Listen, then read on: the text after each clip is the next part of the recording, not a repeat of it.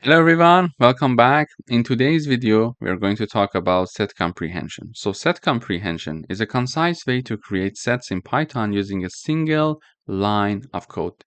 It allows us to define a set by specifying an expression and optional conditions. For example, here, I'm having my name of my set is squares that I'm creating here.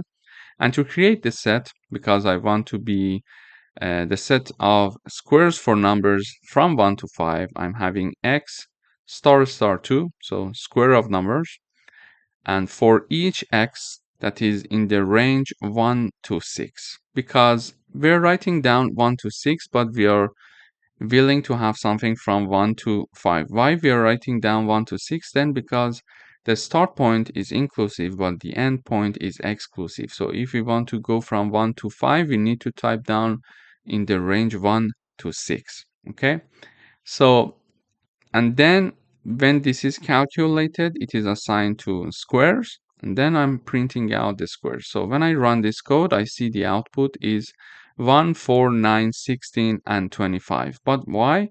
The reason is, so x is taking value 1 to 5, 1, 2, 3, 4, 5.